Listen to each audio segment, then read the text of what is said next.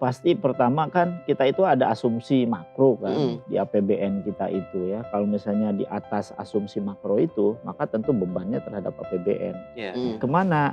Ya tentu saja pertama ke subsidi ya. Menurut saya ya yang paling dominan ada domestik. Domestik.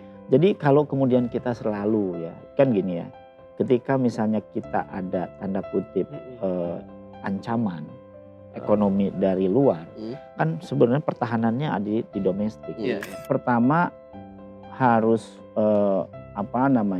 yang mudah diakses kan gitu ya. Meskipun pemerintah kan sudah punya skema-skema ya, ada skema KUR untuk UMKM katakanlah, ada juga skema-skema yang lain gitu ya. FLPP di perumahan. Betul, Udah itu juga dijalanin. dijalanin. Nah itu saya kira perlu didorong.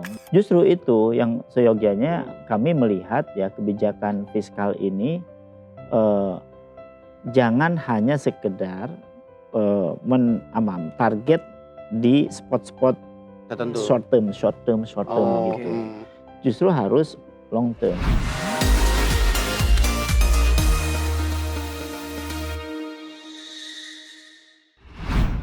Wah, ini dia kalau kita bicara mengenai nilai tukar rupiah, ya kita tahu fluktuasinya cukup kencang dalam beberapa waktu terakhir ini. Dan kita akan bahas lebih jauh, seperti apa sih nanti arah pergerakan dari nilai tukar rupiah. Apakah depresiasi yang kembali lagi terjadi meskipun beragam upaya sudah dilakukan oleh pemerintah baik dari sisi fiskal maupun moneter, itu yang kita akan bahas pada episode kali ini. Dan kita akan coba tanya ke Momo dulu nih. Mo, kalau kamu lihat nih dengan pergerakan rupiah saat ini, kamu menangkap ada sesuatu yang unik tidak sih dengan pergerakan rupiah kalau kita lihat saat ini begitu?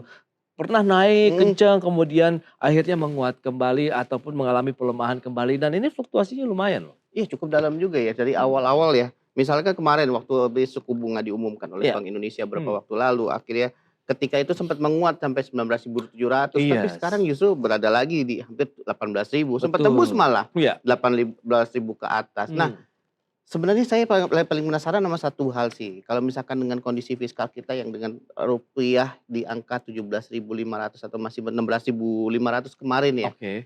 Ini apakah masih kuat untuk menghadapi terjangan-terjangan yang mungkin akan terjadi di internasional seperti yang kemarin kan, perang tiba-tiba dolar naik tinggi. Nah, gimana cara bumper kita untuk menghadapi hal itu semua gitu. Nah, terus ditambah lagi kan pemerintah mau menambahkan namanya untuk meningkatkan daya beli masyarakat. Itu apa bisa menekan lagi kondisi fiskal kita APBN, apalagi sudah agak gimana ya, berat banget nih kayaknya langkahnya nih ya, gimana Pras? Challenging ya nampaknya upaya-upaya pemerintah ya, baik dari sisi bauran kebijakan fiskal moneter. Tapi langsung aja nih kita bahas sama narasumber kita yang sudah hadir ya. Ada Pak Rizal Taufikur Rahman dari Indef nih. Halo Pak Rizal. Terima kasih sudah hadir. Baik, makasih Mas Pras. Selamat datang. Ini dia. Kangen banget loh.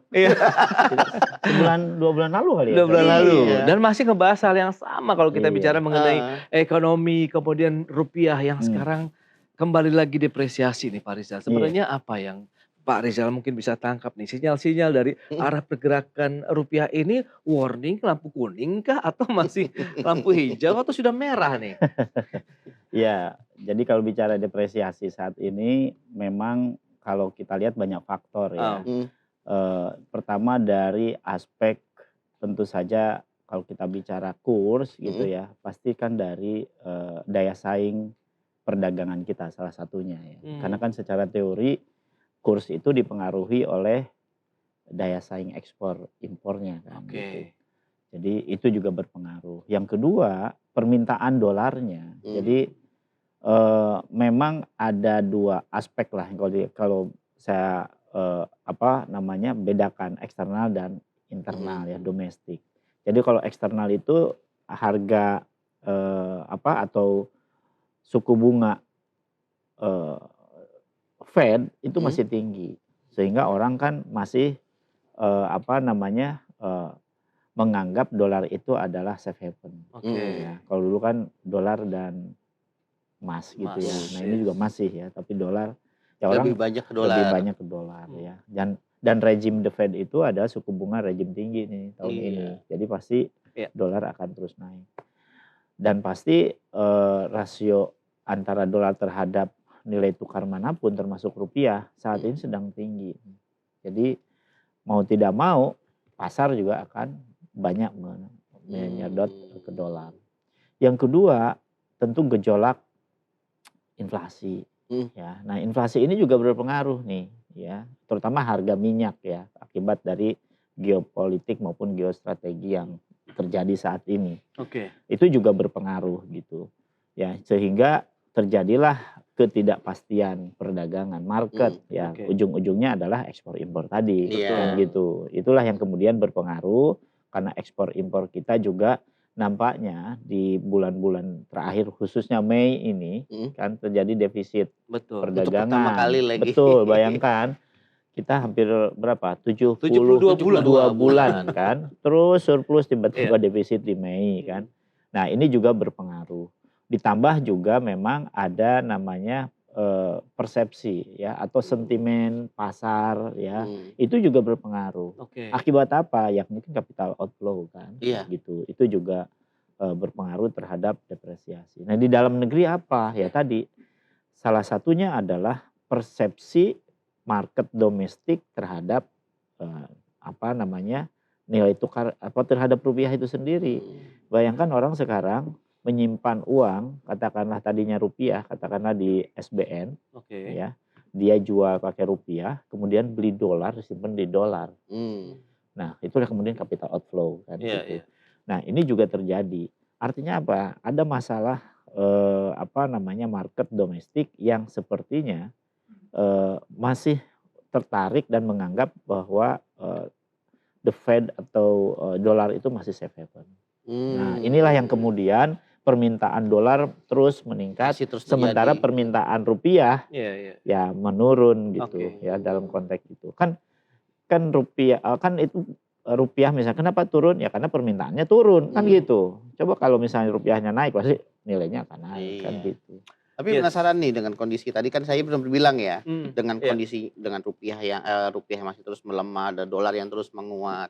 Kondisi ini kan pasti juga berdampak secara langsung sama APBN, terutama kan kondisi fiskal kita.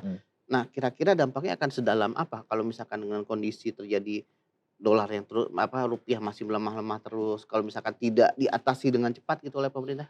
Oh iya, pasti pertama kan kita itu ada asumsi makro kan di APBN kita itu ya. Kalau misalnya di atas asumsi makro itu, maka tentu bebannya terhadap APBN. Kemana? Ya tentu saja pertama ke subsidi kan. Subsidi yang kaitan dengan energi katakanlah. Apalagi misalnya kalau dolar naik, kita membeli energi kan pasti naik.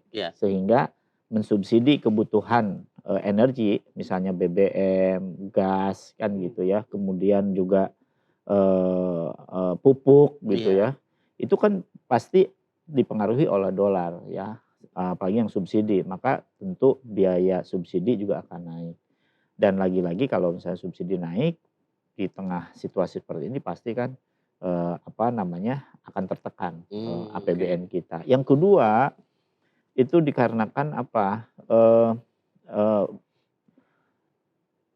Komoditas atau bahan baku yang sangat tergantung pada impor. Ya, selain energi yang tadi ya. Misalnya kita itu kan hampir semua barang yang diproduksi di Indonesia itu ada barang impornya. Nah, tentu saja ketika misalnya rupiah kita terdepresiasi, maka kan harga akan naik kan. Nah, sehingga bahan baku yang impor tadi akan mempengaruhi harga kan. Nah, jadi transmisinya itu tentu akan ke biaya produksi. Nah, itu juga akan naik. Kalau biaya produksi maka ada cost push inflation kan. Nah, dari sisi produksi, kalau produksi naik maka mau tidak mau kan HPP oleh harga pokok penjualnya akan naik dan harga di pasar juga akan naik. Nah, tentu akan mendorong inflasi. Gitu. Nah, itu juga akan berpengaruh di dalam negeri. Tapi yang ketiga adalah tentu kepada program-program fiskal pengeluaran pemerintah yang tergantung dengan impor. Contohnya apa? Alutista misalnya, Alkes, kemudian juga itu kan full impor gitu ya. Nah, itu juga pasti akan mahal sehingga biayanya katakanlah dengan jumlah yang ingin tetap dipertahankan, maka misalnya barang-barang karena udah kontrak dan sebagainya, maka akan terpengaruh juga. Dan itu lagi-lagi menekan fiskal lagi. Aduh, Nah, itu banyak kan dari banget. sisi ekses ya. Iya. Kalau Betul. misalnya dengan adanya depresiasi rupiah. Tapi kalau Pak Rizal mungkin bisa menjelaskan juga, ini dominasinya faktor penyebabnya begitu ya Pak. Itu apa? Global kah atau memang sebenarnya di dalam negeri sendiri yang membuat rupiah ini masih tertekan? Iya, memang menurut saya ya, yang paling dominan ada domestik. Ah, Domestik.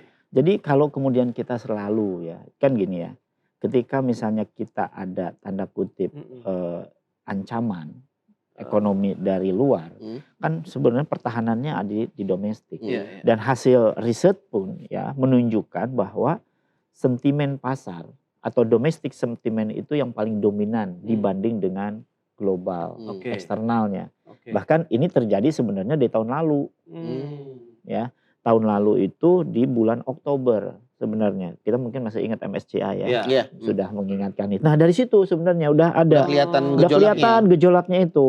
Hmm. Ternyata domestik gitu. Ya, itu kan masalah kredibilitas, ya, Iya. aturan, Transparansi. transparansi dan lain-lain. Nah, terus akhirnya ya di awal tahun ini makin kencang dan itu mendominasi dibanding dengan yang global. Nah, justru menurut saya yang harus segera diperbaiki adalah sentimen pasar domestik ini. Oke. Sentimennya kemana kan gitu. Iya, iya. Nah, pertama katakanlah kalau kan gini ya, market itu ya, market domestik itu kan atau market itu kan nggak ada yang bisa ngendaliin. Siapa yang bisa ngendaliin market? Iya. Dia independen, dia bebas untuk memilih market itu. Nah, ketika kebijakan itu ya, kebijakan pemerintah baik itu fiskal maupun moneter katakanlah oleh pasar domestik ini tidak kredibel katakanlah atau tidak prospek, maka keputusannya kan kembali ke mereka kan gitu. Oke. Dan market melihatnya kalau katakanlah di kebijakan moneter, Bank Indonesia sudah melakukan upaya macam-macam ya. Iya, Katakanlah bayangkan ya, sudah menaikkan suku bunga, Udah. dinaikin ya Bi rate sampai hampir 100 BPS kan, Iya, ya betul. sampai ke 5,75%. Yang kedua sudah masuk ke pasar spot. Iya. Kemudian DNDF gitu ya. SBI juga jalan Betul, lagi. jalan lagi. Kan sempat menguat kan. Bagus tuh. Tapi tiba-tiba kok turun lagi. Nah, Nah, dia. jadi seiring dengan kebijakan moneter yang sudah dilakukan BI, seyogianya ya. Bahkan SRBI kan kemarin dinaikin lagi. Betul. Iya benar. Nah, justru menurut saya ya nampaknya ketika Bank Indonesia, meskipun saya lihat sih Bank Indonesia memang kan menaikkan suku bunganya itu di bulan Mei ya. Akan sangat bagus sebenarnya, nggak akan terjadi seperti ini kalau di bulan April tuh. Iya. Ah, oke. Mungkin kalau kata saya mungkin telat juga ngambil keputusan itu. Tetapi kebijakan fiskalnya seyogianya ikut namanya itu mendorong gitu ya, menopang. Mengapa? Mestinya ketika misalnya Bank Indonesia naikin suku bunga, ya kan rupiah kan punya daya tarik kuat kan. Iya, Orang bendong. Nah, untuk menyimpannya di mana? Kan di SBN, SRBI itu harusnya kan dinaikin lagi. Oke. Kan angkanya kemarin masih di angka di bawah 7 kan. Iya, di bawah Nah, 7. sekarang kan udah mulai di atas 7. Betul. Nah, harusnya Yieldnya. betul SBI naik, SRBI-nya naik, SBN-nya naik gitu. Nah, itu baru tuh akan menguat. Nah, kemarin itu karena ada kebijakan pemerintah khususnya di fiskal ya, melalui dana sal ya 200 triliun ditambah 300 triliun tambah lagi enggak ditambah mas kan 400 triliun 400 triliun. Nah itu kan ternyata harapannya kan bisa menopang engine ekonomi kan di publik ya di masyarakat. Ternyata kan enggak juga. Nah karena ternyata mainnya cuma antar perbankan aja. Pak itu dia. Jadi sebenarnya obat mujarabnya apa nih? Kayaknya beragam obat kan sudah diberikan. Tapinya masih belum kena nih. Betul. Nah sebenarnya apa nih yang kira-kira? Apa ini juga terkait masih dengan daya beli? Yang kemarin gitu? Ya, masih nahan-nahan atau gimana? Nah menurut saya gini. Jadi nampaknya menurut saya ya. Kan biasanya masalahnya kan bukan di likuiditas nih. Kalau kemarin Pak Purbaya kan likuiditas, makanya nambah lagi likuiditas. Is okay jika kan ini jika memang itu diperlukan oleh perbankan. Tapi ternyata sebelum itu diberikan injeksi untuk likuiditas, kan sebenarnya justru masalahnya di apa? Di permintaan kreditnya kan. Iya. Karena likuiditas itu nggak masalah, bahkan perbankan itu hampir 1.200 triliunan lah di situ. Nah ternyata di likuiditas itu kalau kita misalnya gue sepeda, muter-muter aja gitu duit itu di situ, tidak transmisi ke bawah gitu, Betul. tidak netes ke bawah. Nah justru menurut saya sekarang karena ada perilaku market yang harus segera didorong, SBN ya bunganya kan dinaikin ya, orang akan berbondong-bondong tuh. Pasti ya. Sehingga si si investor capital di global juga akan melihat wah ini destinasi oke nih, prospek nih gitu. Tapi ingat mereka kan tidak selalu ingin nyimpen di sektor keuangan, ingin masuk ke sektor realnya. Nah sektor real dorong dari fiskal, dari stimulus. Jadi kalau engine ini jari-jari tadi sepeda yang gede-gede itu, yang kecil-kecilnya kan biar muter. Nah lewat apa? Lewat kebijakan fiskal yang bisa mendorong stimulus-stimulus itu ke sektor produktif. Nah itu dia, ibaratnya rantainya tuh ya. Rantainya. Dibuat lagi rantai-rantai kecil ya. Kalau jam itu kan ada ini yang kecil-kecilnya itu dibuat. Karena kan ekonomi itu sistem. Gearnya ya. Gear-gearnya, betul. Kalau gearnya nggak jalan nggak muter juga itu jam. Mungkin ada yang rompal-rompal misalnya gearnya perbaiki kan gitu kira-kira kan lewat kebijakan. Ada debu dikit bersihin gitu kan. Itu yang dilakukan oleh pemerintah. Nah, aku juga penasaran nih soal kan tadi kan soal beberapa ya SBN, SRBI ya salah satunya. Nah, pemerintah juga kan ngeluarin itu juga nih kebijakan Panda Bond. Terus kemudian juga ada Merah Putih Bond. Nah, itu gimana untuk bisa membantu fiskal kita? Iya, sebenarnya bagus saja pemerintah untuk mencari sumber-sumber dana kan. Cuma masalahnya gini, mau Merah Putih Bond, mau Panda Bond, atau sebelumnya ada tuh Patriot Bond kan pernah juga kan. Yang Danantara ya. Yang Danantara. Kan memang ini kan Danantara juga kan. Mayoritas kan, ya Merah Putih gitu kan. Nah tapi menurut saya ya justru harus clear juga aturan mainnya gitu ya. Apalagi misalnya berkaitan dengan Merah Putih Bond yang kemarin di Undang-Undang P2SK revisinya 2026. Dia pasal 50A kan jadi kontroversi. Karena siapapun orang mau berinvestasi di Merah Putih Bond katakanlah tidak akan di tracing dari mana kan asal usulnya dan itu pandangan ekonom gitu melihatnya atau siapapun investor artinya itu bisa menjadi sumber tanda kutip ya permasalahan baru karena terkesan money laundering kan gitu. Menutupi. Nah, dan itu ada persepsi market global lagi melihat loh kok begini mainnya gitu. Rule of game dari bond di kita. Nah itu juga penting karena kalau misalnya dibuka sumbernya dari manapun ini juga saya kira akan menjadi bottleneck di kemudian hari. Bahkan market sekarang meskipun itu misalnya untuk para investor atau pengusaha karena menganggap pemerintah masih banyak pengusaha nih menyimpan duitnya yang tidak berani masuk sektor real karena tadi sektor realnya kan memang engine-nya masih banyak yang lomba-lomba yang berusaha dan itu harus sebenarnya diperbaiki dilas lah di apa kan gitu supaya gearnya jalan lagi. Tapi oke lah, itu bagusnya kan serial ya, itu diperbaiki, ininya juga disempurnakan kan gitu. Kalau misalnya hulu keuangannya ini lewat bond ini katakanlah persepsinya positif, kemudian jelas tata kelolanya, berapa persen yang diperoleh. Bayangkan loh, orang 3%, 2% dibanding dengan SBN, apa ada yang menyimpan di situ? Daya tariknya apa mas? Daya tariknya dia uangnya tidak akan di-tracer. Yang kedua tidak akan kena pajak. Kedua tuh. Betul. Iya kan? Jadi sebenarnya itu ada karpet merah tuh untuk di situ kan. Nah ini kan harus jelas juga gitu. Yang menurut saya ketiga yang harus dijelaskan misalnya Merah Putih Bond ini adalah uang ini kalau udah terkumpul untuk apa? Nah, kalau kita bicara mengenai kebijakan yang dikeluarkan oleh pemerintah, menarik. Kalau itu kan dari instrumen ya, keuangan begitu. Nah, sektor realnya kalau Anda bilang kan tadi, Pak Rizal, itu dalam negeri lah yang mendominasi. Kenapa sinyal-sinyal ekonomi kita nih sekarang kok lagi panas dalam begitu, rupiah juga masih depresiasi.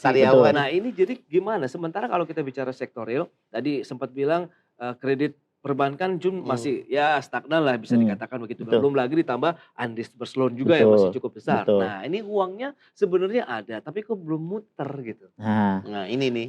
Gini, jadi kalau saya ibaratkan moneter dan fiskal itu kalau kita posisi manusia yang sehat dia sehat tapi panas dingin nih posisinya. Kalau misalnya kurs kita turun terus kan. Harusnya yang ideal dia sehat, bugar, jasmaninya, dalamnya juga harus sehat.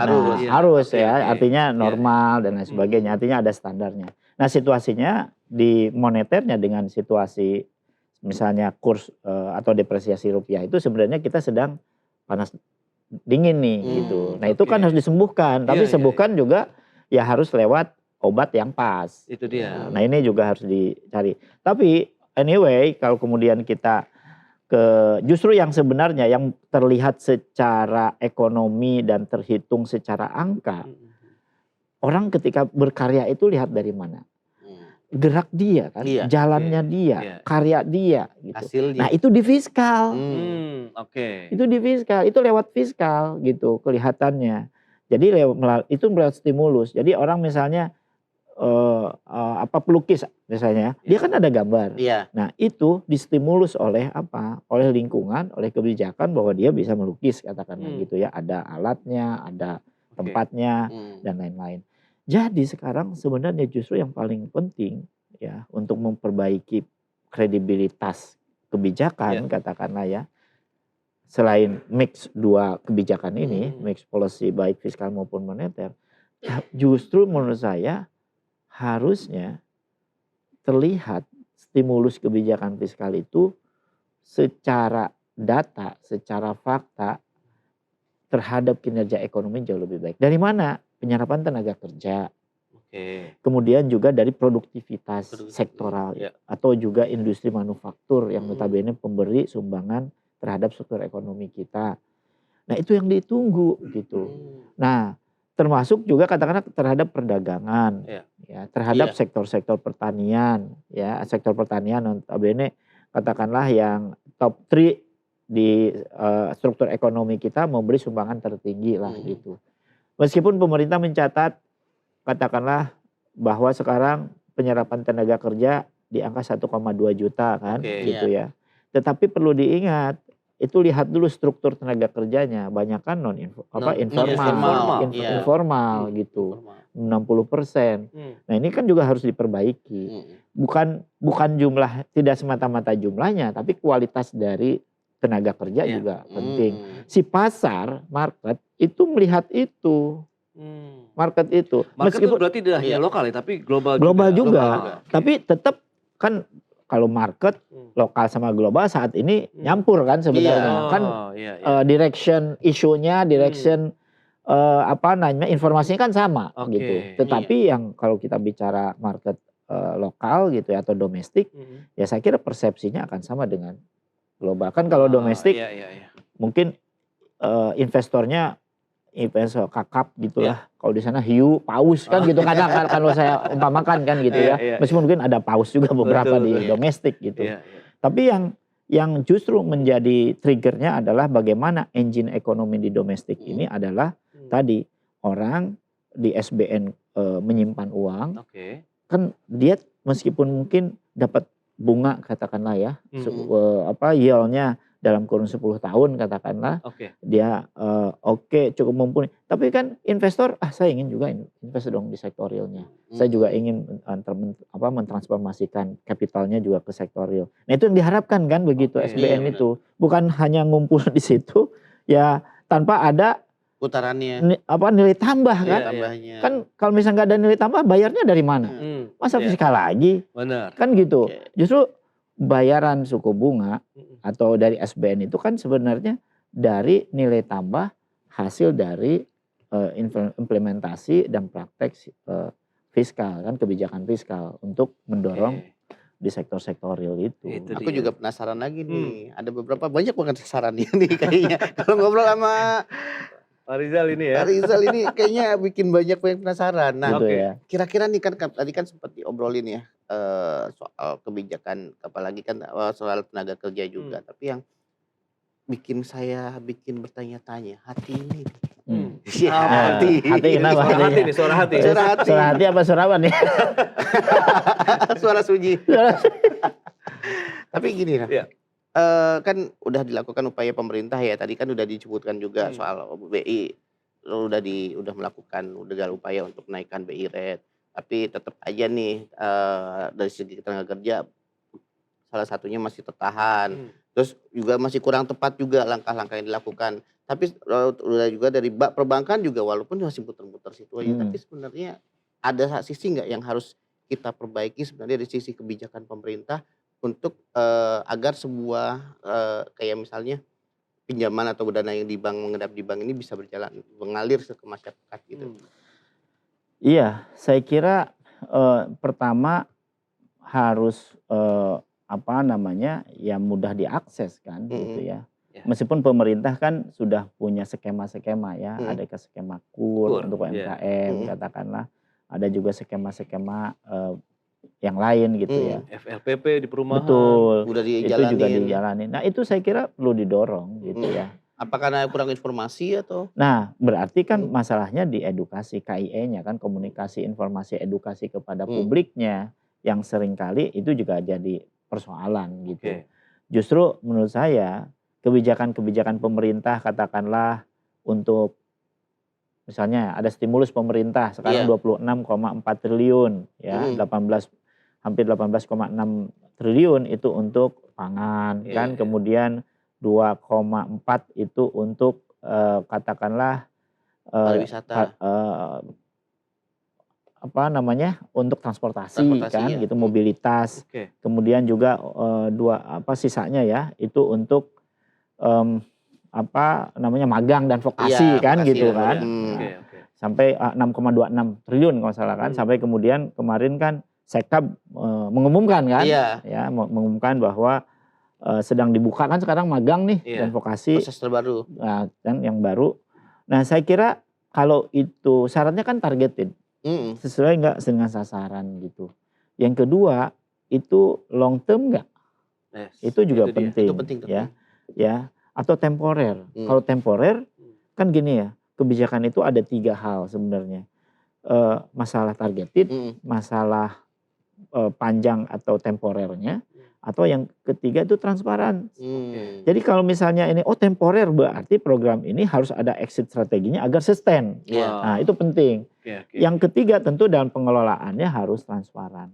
Sehingga bisa diuji publik atau bisa dilihat oleh publik gitu ya terkait dengan ini. Tidak hanya dari alokasinya tapi juga dari impact-nya. Ya impact-nya katakanlah kebijakan ini katakanlah vokasi gitu ya ataupun magang, program magang. Ini di mana dimagangkannya? Kan ini katanya di PSN kan. Kalau PSN apa yang dikerjakan? IKU-nya apa katakanlah gitu ya. Apakah seperti MBG misalnya atau misalnya ke di KDMP seperti apa gitu. Jadi program-program ini ya betul-betul harus memberikan produktivitas ke mereka nih, sisi tenaga kerja, plus juga ke sektor yang di mana mereka magang. Iya benar. Parameternya jelas lah ya. Jelas. Sehingga tadi transformasi ekonomi, produktivitas itu kan kelihatan tuh. Meskipun mungkin 0,001 katakanlah ya. Tapi tetap harus naik. Bayangkan itu fiskal. Menarik nih. Satu, kan fiskal itu stimulus ya. Bukan pemberian begitu saja ya.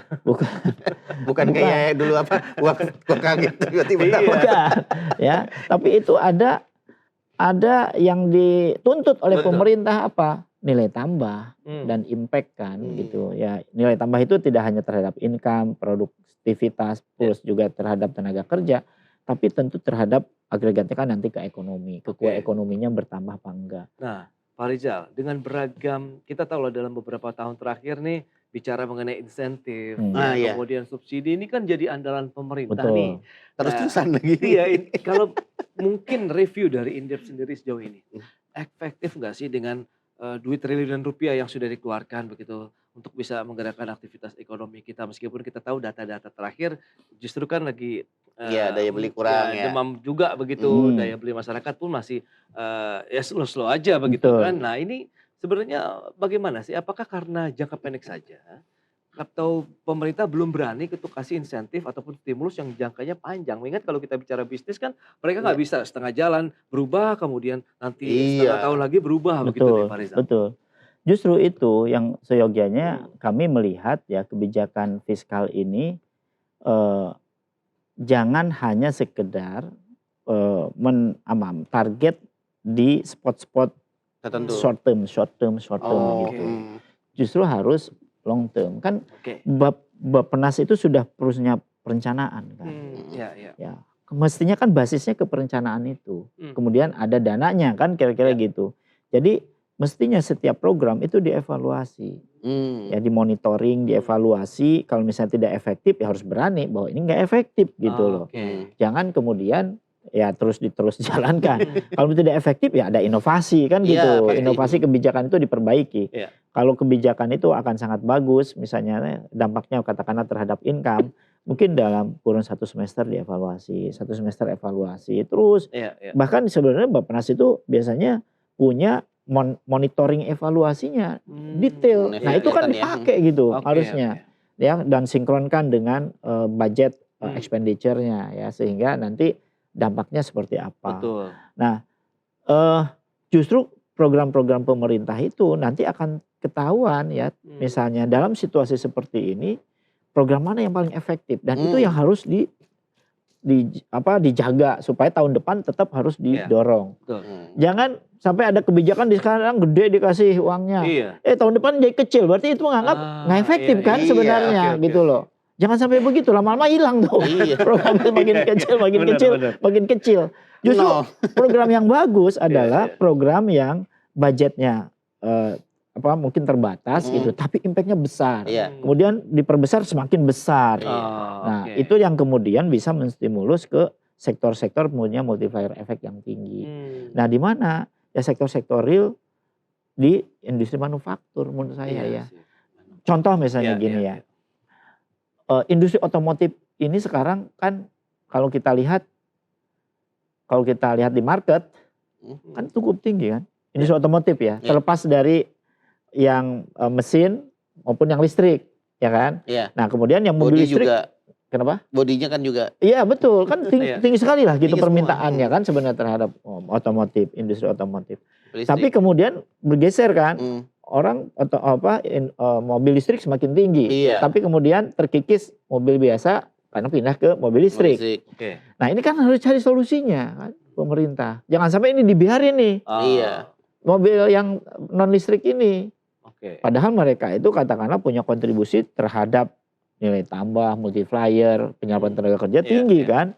Dan ini tentu harus diperhatikan. Misalnya dorong mobil hybrid katakanlah begitu ya. Ya, inovasi-inovasi itu berikan insentif untuk memproduksi mobil hibrid. Sekarang ada memang 3%. Doronglah misalnya jadi berapa persen supaya market juga lebih lebih bebas memilih juga kan. Betul. Gitu. Banyak pilihan ya. Banyak pilihan jadinya. Ada mobil listrik, setengah biasa, setengah bensin, ada mobil bensin kan. Betul. Jadi akhirnya kan jadi banyak pilihan sehingga ramai gitu market itulah kira-kira gitu. Banyak pilihan. Betul. Menarik nih Pras, buka wawasan gue banyak banget nih Pras. Oh jelas. Apalagi soal rupiah ya, tadi diomongin banyak banget tadi untuk langkah-langkah yang mungkin pencegahan supaya rupiah tidak lagi terlalu dalam lagi seperti yang terjadi waktu bulan Mei kemarin. Nah mungkin kira-kira kedepannya bakal gimana nih? Apakah pemerintah tetap akan melaksanakan menjaga APBN yang kondisi fiskal kita tetap sehat atau gimana?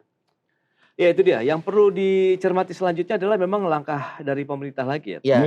Ujungnya. Bauran kebijakan tadi, fiskal moneter ini sebenarnya masih menjadi senjata utama nih bagi Indonesia untuk bisa menjaga ekonomi kita. Baik pelemahan nilai tukar rupiah yang masih terus dijaga maupun tekanan dari global. Tapi yang paling utama adalah konsistensi. Kemudian bagaimana implementasinya di lapangan itu yang perlu dijaga juga begitu. Sejauh mana ini program-program insentif maupun subsidi dan lain-lain tepat sasaran dan tepat manfaat atau tidak. Itu yang masih kita tunggu. Semoga dengan beragam upaya yang sudah dilakukan oleh pemerintah, ekonomi kita semakin membaik, rupiahnya juga semakin menguat. Kemudian yang pasti penciptaan lapangan kerja dan kesejahteraan masyarakat kita juga semakin terangkat begitu ya. Baik Pak Rijal, terima kasih banyak nih atas insight yang sudah diberikan, luar biasa sekali. Ada ilmu lagi lumayan 3 SKS ya hari ini ya. Thank you Pak Rijal. Tapi sebenarnya ada satu lagi sih Mas Pras. Ada lagi. Jadi perlu ada inovasi dari masing-masing otoritas kebijakan itu. Jadi Bank Indonesia itu sekarang sedang mendorong juga apa namanya local currency transaction itu. Oh iya iya. Oh Nah iya. itu juga ternyata bisa memperkuat juga itu terhadap nilai tukar itu. Betul. Itu juga Nah, itu yang bagus. diarahin ke Pandabon itu kan ya, pakai LCS dia metodenya. Iya iya salah satunya. PBB. Jadi Oke. perlu juga. Jadi tidak hanya apa yang tadi kita bicarakan, Betul. inovasi dan kreativitas dari masing-masing otoritas juga itu penting. Yes. Dan yang paling penting lagi adalah kekompakan dari Ya, itu dia. dua Oke, itu penting banget itu. Pemangku kepentingan tadi lah. betul Oke. dan saling menopang Yes. gitu ya, saling memperkuat itu sih saya kira. Yang penting Mungkin jangan tumpang tindih catatan lah ya. kuncinya itu saya kira ya. Baik, thank you Oke. banget Pak Rizal atas kehadiran dan informasinya begitu ya. Jadi Sama-sama, Mas sebagai Pras. kunci terakhir Yes. yang disampaikan Mas Rizal. Terima kasih banyak Mas Rizal. Sama-sama, Sampai ketemu sama-sama lagi. Mas, sama-sama. Thank you. Sama-sama Mas Pras.